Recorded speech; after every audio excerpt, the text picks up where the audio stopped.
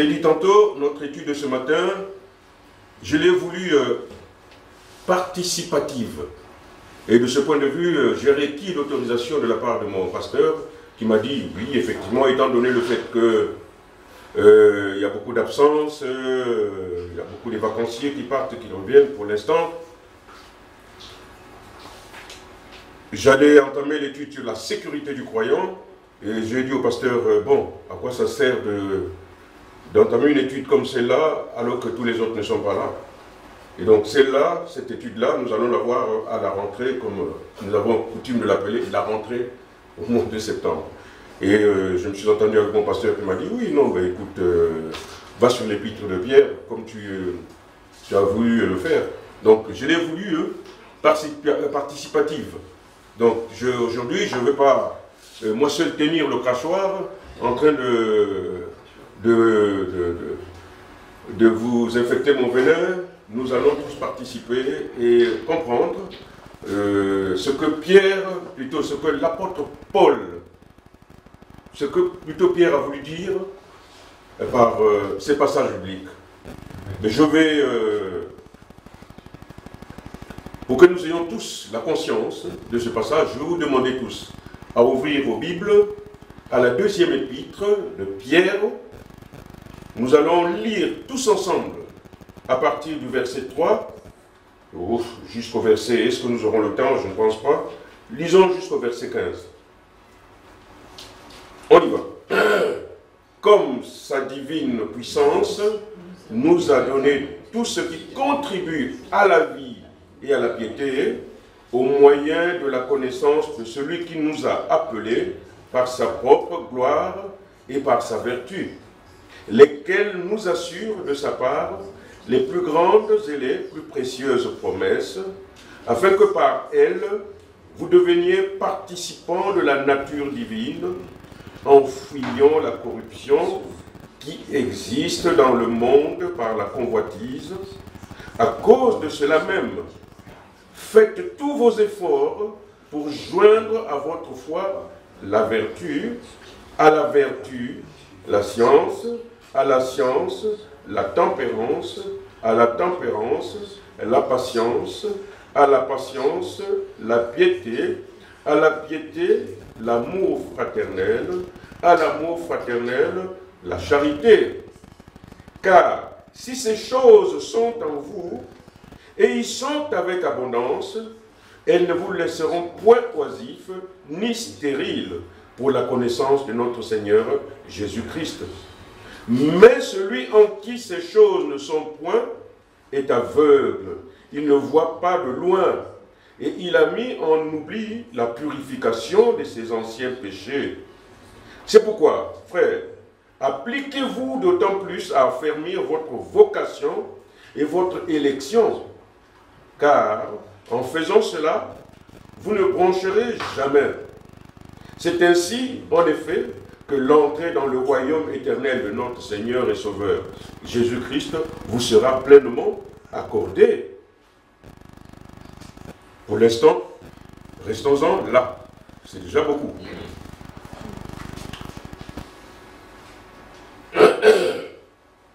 Qu'est-ce que vous entendez par là, notamment au niveau du verset 3?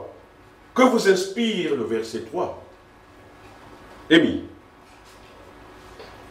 Moi, j'étais en train de remarquer la première partie, il nous a déjà donné tout ce qui est nécessaire. Amen. Et pourquoi il nous a donné tout ce qui est nécessaire?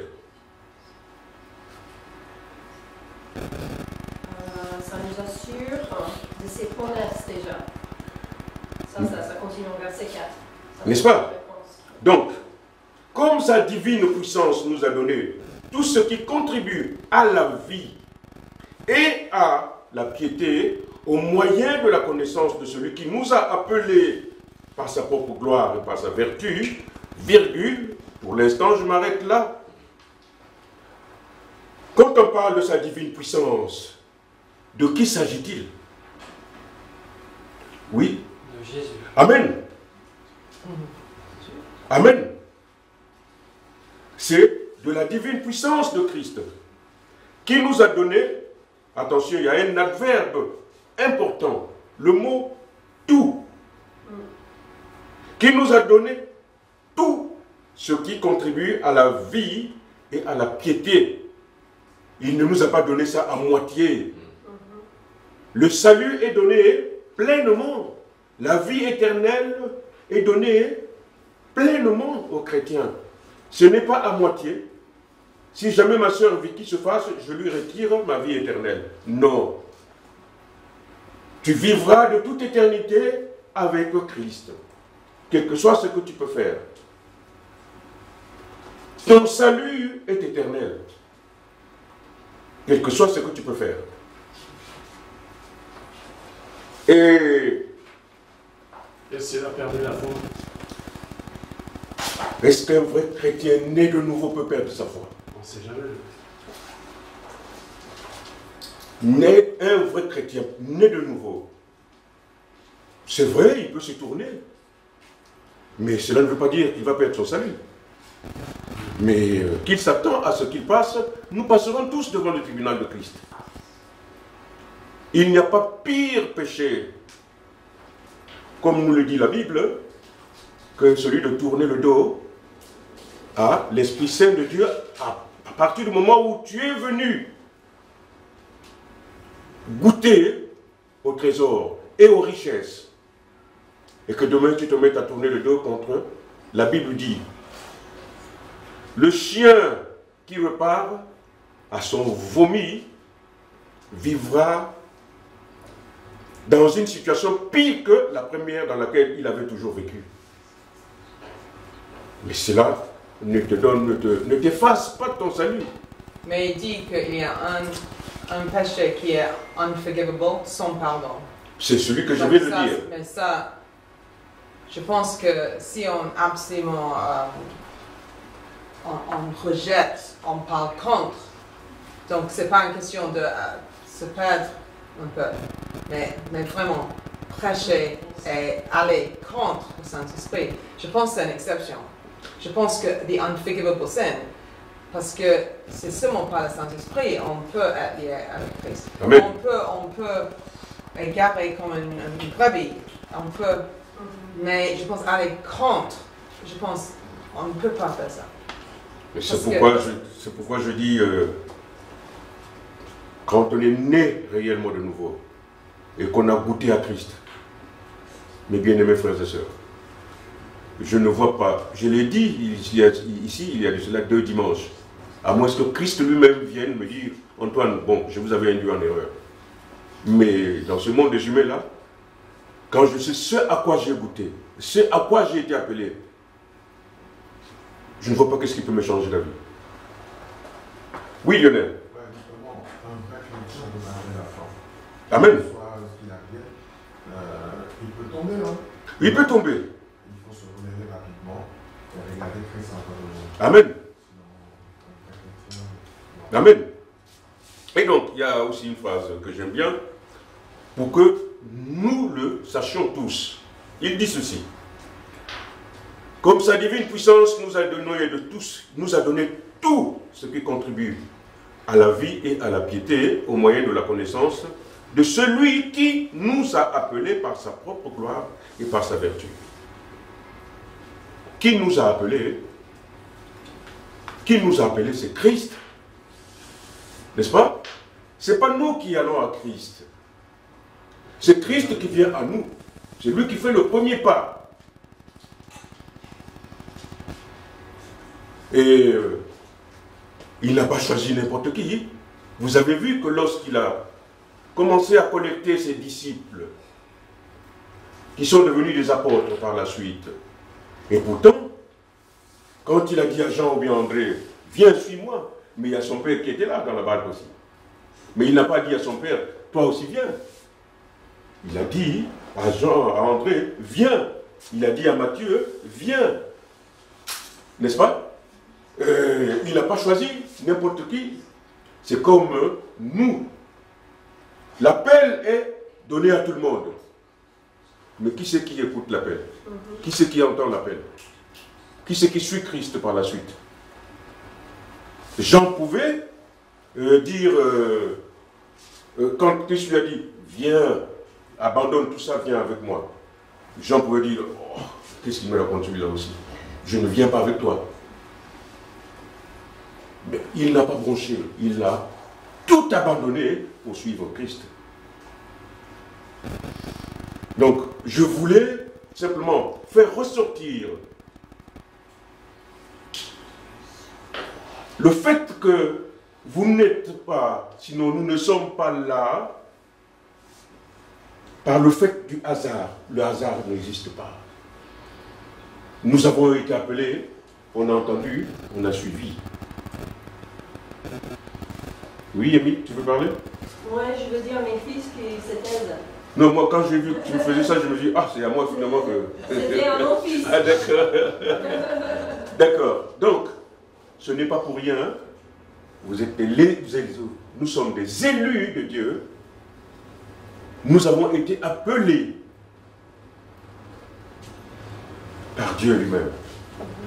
Que personne ne vienne à vous mentir comme quoi c'est moi qui ai tout fait pour amener Lionel à Christ. C'est moi qui ai tout fait pour amener le pasteur à Christ. Personne, aucun homme naturel ne peut amener quelqu'un à Christ. Même celui qui est régénéré.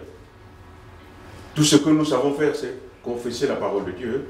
Derrière, qu'est-ce qui se passe? L'Esprit Saint passe convaincre la personne. Mais la personne qui vient, il ne faut pas qu'il se dise que c'est lui qui a pris la décision. Non, tu as été appelé, tu as été choisi. C'est pourquoi aujourd'hui tu fais partie du corps de Christ.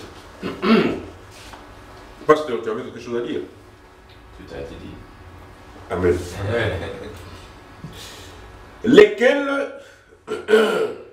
Lesquels qui nous assurent de sa part les plus grandes et les plus précieuses promesses, afin que par elles, par ces promesses, vous deveniez participants de la nature divine. Wow.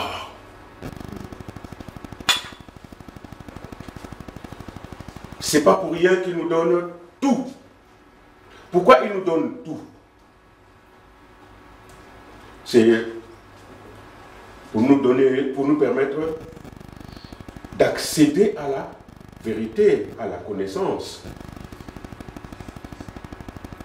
Et c'est cette connaissance de Dieu qui fait que nous soyons de temps en temps capables de fuir le monde. Parce que nous avons la connaissance. Nous avons la vérité. Et la présence. Amen. Ce n'est pas une question d'un ordinateur à côté, c'est vraiment la présence de Jésus à l'intérieur qui nous domine. Et je pense que si on peut vraiment comprendre combien ça veut dire, on a la présence de Dieu, la nature divine, Jésus nous prépare, nous accompagne pour faire des merveilles. Mais souvent, on ne voit pas combien il est avec nous. Avec nous. Et on pense, oh, mais c'est moi qui dois le faire. Mais non, avec Christ, c'est possible. Toute seule, c'est impossible. Mais on a aussi appelé pour faire des choses différentes. Donc c'est merveilleux que chaque personne est encouragée pour faire une petite partie de ce qu'il veut faire dans le monde. Mais beaucoup de chrétiens oublient qu'ils mènent une vie en Christ, sans pourtant le savoir. On va le voir. Ce que signifie mener sa vie en Christ. C'est quoi la vie chrétienne? Ma soeur Vicky, si on vous pose la question de savoir, ça c'est l'homme de la rue. Pourtant, je te vois aller à l'église de Christ. Pardon, je comprends. Si l'homme de la rue te pose la question de savoir, ma soeur Vicky, je te vois tout le temps aller là dimanche. Hein? Ça veut dire que tu es chrétien. Mais j'ai entendu quelque part, quelqu'un me parlait de la vie chrétienne. C'est quoi la vie chrétienne?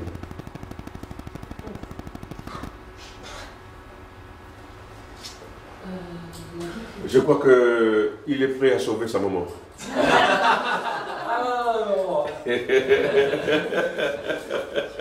C'est quoi la vie chrétienne? La vie chrétienne. C'est facile, tu connais. C'est quoi la vie chrétienne?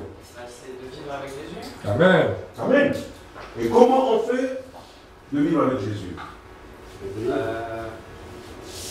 Oui. D'obéir. Amen. Obéir à quoi? Sa parole. N'est-ce pas? C'est ça mener la vie chrétienne. N'est-ce pas? Toutes les fois que vous êtes en prière, n'est-ce pas? Toutes les fois que vous venez là, c'est la vie chrétienne. N'est-ce pas? Toutes les fois que vous voyez Sean qui est en souffrance, vous priez pour Sean. C'est ça mener la vie chrétienne. N'est-ce pas? C'est partager l'amour que nous avons reçu de la part de Dieu auprès des autres. C'est ça la vie chrétienne. Obéir au commandement de Dieu. C'est ça la vie chrétienne. Et alors si aujourd'hui j'ai une vie chrétienne, Oui. tout va bien, là, et demain j'ai plus envie de cette vie chrétienne.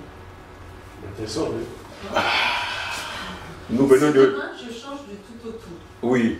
Je fais n'importe quoi dans ma vie, je Oui. deviens quelqu'un de, voilà, du monde en fait, je redeviens quelqu'un du monde. Oui. Et que dit la Bible? En fait, moi ce que je veux savoir, Oui. c'est que quand moi je partirai de ce monde, ou Oui. si Jésus arrive avant que je parte, Oui, oui. qu'est-ce qui deviendra? Qu'est-ce que je deviendrai en fait? Qu'est-ce que j'ai? Qu'est-ce qui va m'attendre derrière? C'est très bien. Mais ce qui va t'attendre... Comment? Tu comprends? Non, je comprends aisément ta question. Pasteur, vole à mon secours. Parce qu'aujourd'hui, quand... Mais tu es jeune. J'ai une vie chrétienne depuis l'âge de 11 ans de mémoire. Oui, oui. Après, j'ai eu des hauts débats, je n'ai pas... Ça, c'est tout à fait normal. Aujourd'hui, je suis voilà, Oui, oui. assez fidèle dans cette église. Amen, amen. Et demain, j'ai Oui. plus envie de cette église. Tu vois, cette église ou une autre église. Oui. J'ai envie de vivre dans le monde, j'ai envie de boire, j'ai envie d'aller danser, j'ai envie D'accord. d'une vie de débauche en fait. Mais demain, je meurs. C'est pas juste ça. Regarde ce qui va se passer. Parce qu'en fait, je dis ça parce que... Il y a Parce que tu as envie de repartir dans le monde? Non. Non, j'ai passé l'âge. Et tu veux savoir ce qui t'attend? J'ai passé l'âge dans ma vie chrétienne me va correctement. Ta question est insidieuse, hein? Mais j'ai envie de dire, parce que c'est vrai qu'on a des jeunes, on a des Oui. jeunes, et c'est vrai qu'à un moment, comme moi j'ai pu avoir voilà, moi j'ai eu une éducation aussi qui a fait que j'étais toujours sur les bonnes Merci. sur les bonnes rails en fait. Ah, c'est bien. Mais il y a des gens qui sont un peu, voilà, laxistes, qui disent ok, fais ça, ok, vas-y. Tu vois, il y a des parents qui sont un peu. Mais qu'est-ce que tu peux dire à ces parents ou à ces jeunes pour pas justement qu'ils se détournent à un moment du chemin? Mais ta question est bonne, n'est-ce pas? Tu dis qu'est-ce qui arrivera à un chrétien qui repart dans la vie de débauche? Oui, c'est ça en fait. N'est-ce pas? Mais il va se... Oui, Élie? Bon, mais déjà, on a l'exemple du fils prodige qui peut retourner à Dieu. Tout le monde. On a déjà vu qu'on peut avoir notre salut. Donc, ils vont quand même au ciel. Et à ce moment-là, combien ils vont regretter d'avoir détourné de Dieu. Amen. Est-ce qu'ils vont au ciel? Oui. Mais la Bible même parle. La Bible parle, j'oublie où, c'est peut-être en Apocalypse, peut-être quelqu'un pourrait m'aider. Il y a un moment où il parle justement à certaines personnes qui vont aller au ciel. Et ils vont dire, mais vous avez construit avec de la paille, il ne reste rien, vous n'avez rien, vous n'avez pas de récompense. C'est à travers le En feu. fait, c'est ça, parce que moi, Voilà. si je dis à mon fils C'est à demain, mon travers fils le il dit feu bah qu'on non, est sauvé. moi je veux plus aller à l'église, je veux faire la fête, Moi, je veux je veux pas m'amuser, de je veux l'histoire. faire ceci. Je vais lui dire, mais mon fils, Élie, mais moi je m'en fiche, je suis sauvé, quoi qu'il arrive, j'irai au ciel. Oui, et tu vois? vas regretter. Mais tu Mais- vas regretter de mais- voir ton sauveur en face, Mais de le regarder dans les yeux De qui? avec son amour, et il va dire, mais pourquoi, mon fils, pourquoi, après tout ce que j'ai fait pour toi, pourquoi tu vas Ma sœur Vicky. t'es détrôné? Il y a de cela 3 dimanches, au sortir de notre culte, ma sœur Sarah, qui vient de connaître Christ, elle m'a dit un truc qui est resté dans ma mémoire, mais je l'ai même dit à mon pasteur. Elle a dit ceci, mais est-ce que Frère Antoine, est-ce que les gens ont conscience de l'œuvre salvatrice de Christ à la croix? C'est très important ça. Voilà quelqu'un qui vient mourir à notre place, alors que nous méritions nous-mêmes la mort. Mais comme l'homme était incapable, par n'importe quel moyen de se sauver, Dieu, dans sa grâce, dans sa bonté, dans sa miséricorde, envoie son Fils mourir à la place des pécheurs. Et ça, combien sommes-nous à avoir conscience de ce prix? Et demain, quand tu as goûté à ça, tu te dis non, c'est pas ça, je m'en vais encore danser le twist. N'est-ce pas? Attends-toi à passer devant le tribunal de Christ. Nous passerons tous devant le tribunal de Christ. Et ce qui te sera réservé, ça sera entre Dieu et toi. Mais la Bible nous prévient. Le chien qui repart à son vomi vivra une vie plus sale encore que celle qu'elle avait déjà vécue. C'est-à-dire que le péché va t'entraîner dans des méandres de la vie, des méandres qui seront pour toi, qui vont t'accabler. Et il faut lui-même encore qui vienne à toi pour te dire, est-ce que tu as compris? D'accord, viens. Mais s'il ne vient pas à toi, tu risqueras de terminer toute ta vie dans la misère. Je ne parle pas de la misère matérielle, hein, mais spirituelle. Oui, bon. Il y a des personnes, mais Jésus dit, tu dis Seigneur, Seigneur, mais il fait les miracles. Donc on doit faire attention, parce que c'est pas, on ne peut pas jouer avec Jésus. Non. Si on connaît vraiment la mort, le Christ, connaître, parce que ce que je remarque, connaître Jésus. Si on vraiment connaît Jésus, c'est vraiment difficile d'aller dans notre région. Mais je pense qu'il y a quelques personnes qui n'étaient jamais vraiment chrétiens. Et on ne le sait pas. On ne peut pas voir le cœur. Donc, et pour l'Église, si quelqu'un va dans notre direction, on doit essayer de faire rentrer, aimer et tout ça.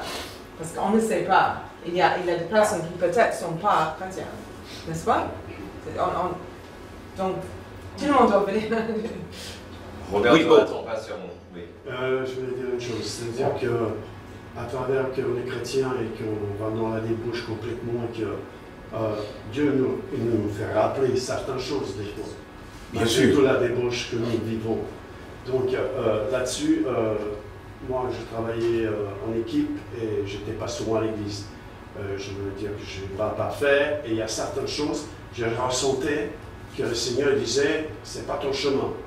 Et il te rappelle, malgré des fois qu'on pêche, qu'on fait des choses qui ne sont pas de Dieu et tout ça. Il y a ce ressenti, si tu aimes Dieu vraiment en fond de toi, le ressenti va revenir. Aussi que tu es dans la débauche, dans le péché, dans les choses comme ça. Donc après, quand, en fin de vie, de notre vie, si on a vécu toujours en dehors du christianisme, en dehors de Dieu, le Saint-Esprit est toujours là, mais il est mise en veilleuse. Et il est éteint. Il a été envoyé et il est éteint. Mais Dieu après, selon ce que l'on a vécu, on passera devant ce jugement. Le tribunal de Christ. Voilà. Mais le salut ne le retirera pas et ce sera entre le feu qu'on passera. Oui, Émile. Galates 6, 7 à 9. Ne vous y trompez pas, on ne se moque pas de Dieu. Voilà. Ce qu'un homme aura semé, il le récoltera aussi. Celui qui sème pour satisfaire sa nature propre récoltera d'elle la ruine. N'est-ce pas? Mais celui qui sème pour l'esprit récoltera de l'esprit la vie éternelle. Ne négligeons pas de faire le bien, car nous moissonnerons au moment convenable si nous ne nous relâchons pas. Amen. Galates 6, Donc continuons, 7 à 9. Continuons à avoir nos regards fixés à Christ, comme le disait tout à l'heure mon frère Lionel. Donc, si on vous pose la question de savoir en quoi consiste la vie chrétienne, Sachez-le que la vie chrétienne consiste en l'obéissance au commandement de Dieu, la vie de prière, la participation aussi aux activités de l'assemblée locale, la présence fidèle à l'Église, l'amour des uns pour les autres, la piété, qui est une dévotion, un attachement respectueux et fervent à Dieu, une affection, un attachement tendre entre le Père et son enfant. Il faut souligner le fait que toutes les fois que nous obéissons au Seigneur, nous mettons une barrière entre la convoitise et nous. Nous sommes en communion avec lui toutes les fois que nous obéissons à lui, et par voie de conséquence, nous sommes participants de la nature divine. Oui, pasteur. Je trouve au verset 4, c'est intéressant parce que le mot sanctification n'y est pas, mais on voit deux valeurs importantes. La sanctification étant de devenir plus comme Jésus. Il parle de fuir la convoitise et la nature de la corruption. On peut essayer de combattre ça avec des règles, des lois de la religion. Mais il ne dit pas que ça c'est la réponse. Il dit c'est important de tourner le dos à la corruption et la convoitise. Mais comment? En participant dans la nature divine. Donc, en tournant vers Jésus. Donc, on voit deux choix qui sont importants à la sanctification. Dire non à ma chair, dire oui à Christ. À Christ. Donc, c'est... Merci beaucoup, pasteur. Donc, la convoitise, comme vient de le souligner notre pasteur, qu'est-ce que c'est que la convoitise? La convoitise est, d'après le dictionnaire Larousse, est le fait de convoiter. Mais c'est quoi convoiter? Convoiter, c'est désirer ardemment quelque chose. La convoitise est un désir immodéré de possession. Ce qui nous amène à l'avidité, sinon à la cupidité. Vous avez un besoin, un désir. Ce n'est même pas un besoin. Le besoin est momentané, tandis que le désir est effréné. Il est immodéré. Lorsque vous tombez dans ce cas d'exemple, vous êtes dans la convoitise. Vous êtes dans la convoitise. Et Dieu n'aime pas que ses enfants soient dans la convoitise. Et pour que nous soyons participants de la nature divine, qu'est-ce que nous devons faire? C'est de revenir à Christ toutes les fois, lui être obéissant, vivre dans la piété, dans sa connaissance. Mon pasteur tout à l'heure disait, avant que vous n'arriviez, que c'est bizarre, les épîtres de Paul. Dans presque toutes ces épîtres, il nous exhorte à la connaissance de Dieu. Mais c'est quoi la connaissance de Dieu? Comment faire pour connaître Dieu si nous sommes léthargiques? Il ne suffit pas simplement de venir tous les dimanches à l'église et puis repartir. Mais comment croître? Comment évoluer spirituellement? Si vous pensez que le fait de venir le dimanche et repartir à la maison, vous avez accompli votre tâche. Ah, j'ai eu ma dose, comme le disait mon pasteur. J'ai eu ma dose aujourd'hui. Et toute la semaine alors? Donc, tu as eu ta dose le dimanche, et puis lundi, mardi, mercredi, jeudi, vendredi, samedi, tu n'as pas ta dose, tu fais quoi? La dose doit être piquée tous les jours. Notre dose, c'est la parole de Dieu. C'est la mettre en pratique dans nos vies de tous les jours. Et de ce fait, nous participons de la nature divine. Vous connaissez bien Jean 15, chapitre 1, Jean 15, verset 1 jusqu'à 14, où le Seigneur parle de « Je suis le vrai cep et mon Père le vigneron ». Tous ces sarments, c'est-à-dire que toutes les branches qui sont sur le vigneron, qui ne produisent pas de fruits, sont coupés, n'est-ce pas? Mais ceux qui produisent le fruit, qu'est-ce qui se passe? Ils participent de la nature divine.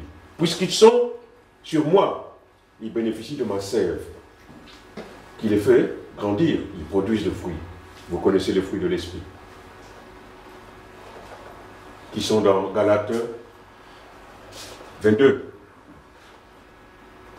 Donc, pour que nous participions, nous soyons participants de la nature de Dieu, nous devons obéir à Christ, vivre dans son respect, dans la piété. Et on doit savoir que vraiment, si on est enfant de Dieu, la corruption c'est partout. Donc on doit fuir. Comme Joseph, il avait une seule choix vraiment, quand il était harcelé par la femme séduisante. Il devait sortir vite. Donc je pense que si on n'est pas en Christ, si on ne vit pas la vie, si on ne veut pas obéir à Christ, en relation avec Christ, donc on peut être aveugle à la corruption du monde et facilement tenté d'entrer dans cette corruption, très facilement. Facilement. Donc c'est pourquoi on doit avoir nos yeux ouverts par la foi et toutes les choses qu'on va lire ajouter à la foi. Mais c'est notre décision. La foi, c'est où on commence. Mais on ajoute à la foi pour être bien protégé, parce que c'est trop difficile. Et je pense pour les jeunes, c'est même plus difficile. Parce que vous êtes entourés par des mondes qui ne sont pas du tout chrétiens, qui vous poussent. Je me souviens très bien. Et c'était pas toujours facile, et je n'ai pas toujours réussi à dire. Mais je pense s'enfuir. Mais il n'y a pas que les jeunes. Non, mais quand j'étais jeune, même les adultes. Plus difficile. Même les adultes. Ah oui. Même les adultes.